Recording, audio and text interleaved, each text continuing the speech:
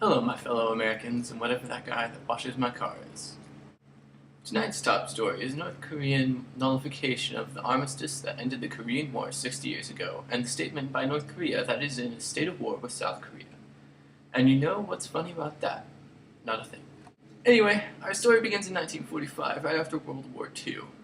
During the Cold War, with communist occupation of North Korea by the Soviet Union and democratic occupation of South Korea by the US. South Korea declared its independence from the US in 1950, which promptly led the North Koreans to invade, causing a civil war which lasted for 3 years, ending in 1953. With the armistice in place, new boundary lines were drawn along the 38th parallel, leaving a demilitarized zone in between them with the healthiest of each respective country guarding the border, with nothing to do but stare at each other all day.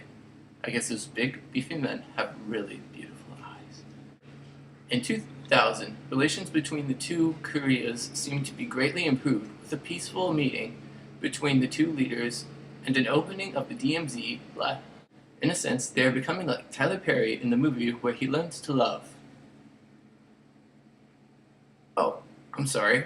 I'm being told this has nothing to do with anything.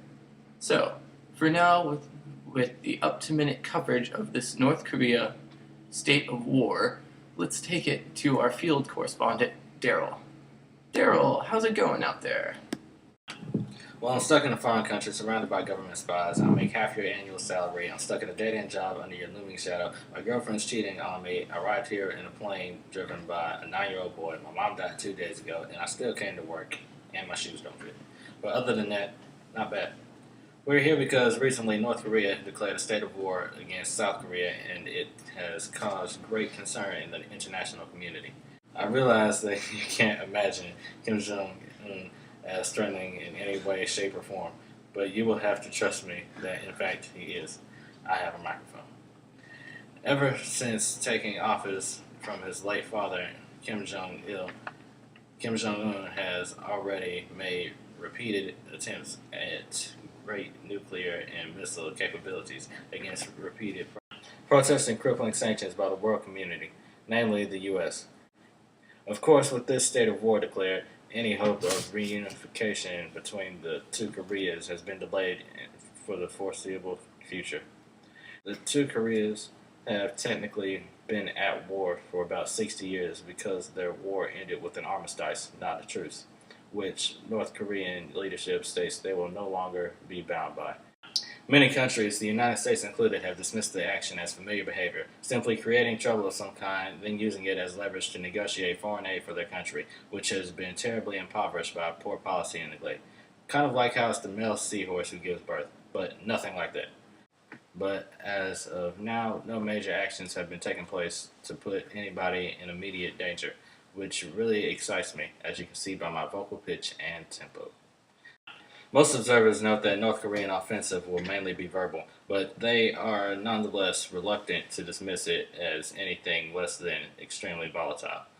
But whatever happens on this front, you can be sure that we here at DORK News will continue to deliver groundbreaking, up-to-the-minute coverage, unless some internet cat video takes up our time slot. So let's send it over to our political cartoon analyst, Caleb Williams, in the studio. This is Joe signing off and reminding you to stay safe and be careful. This place is hot. Hello, my name is Caleb Williams, and let's get straight to business. This is your body. Wow, look at that handsome devil. This is your body on drugs. Why, hello again. This is a political cartoon representation of North and South Korean fighting. This is Oprah. This is Oprah after her trial with weight loss. This is Oprah after she failed her trial with weight loss. I want Oprah to be watching this more than you could possibly know. But back to what's important. This cartoon represents over 60 years of tension and fighting between the two Koreas. It clearly shows that the two Koreas are part of the same body or peninsula, yet it seems they're working together to try to force each other into submission. Also, as you can see, North Korea is fighting with a nuclear dagger of some sort, which represent their incessant attempts to try to obtain great nuclear and missile capabilities. Meanwhile, the South is using a sword which shows on one hand their attempts to maintain an increasingly fragmented culture, and on the other hand, it shows how drastically outmanned and outgunned they are compared to the North. And if you'll also notice, he has incredible toe grip strength, which doesn't mean a thing in and of itself, but stop hating, as the kids say. Also, if you'll notice, the face, which is in the North, seems to be in great agony, which is because the rapid militarization of the North has left the civilians of the North horribly impoverished. Also, as you can see, the man representing all of Korea is wearing a traditional martial arts uniform, and it is stained by blood, which can be seen in the cultural destruction of the two Koreas by the atrocities of war. It would seem that whoever drew this is looking at the two Koreas with great dissent. He also felt the need to show the horror of violence with the blood and extreme look of pain on the man's face. In essence, this artist is looking down on the Koreas as a dog looks down upon an owner who eats dog food flavored ice cream. Has anyone ever had dog food flavored ice cream? It's not bad. Nobody? $3 million in your industry, and I'm the first. Okay, got it. This is Caleb Williams signing off, and wishing you a happy health and much, much, much less ignorant views on ice cream in our society today. Are you tired of bland and boring food? Yes, I am tired of bland and boring. Are you tired of waiting for almost an hour for nice noodles? Yes, I am tired of waiting almost an hour for nice noodles. If someone told you to jump off a cliff, would you do it? No. What if someone told you to eat a bowl of ramen noodles? Would you do it? You know it! According to a recent survey of North Korean defectors and ramen noodle fans, ramen noodles are delicious.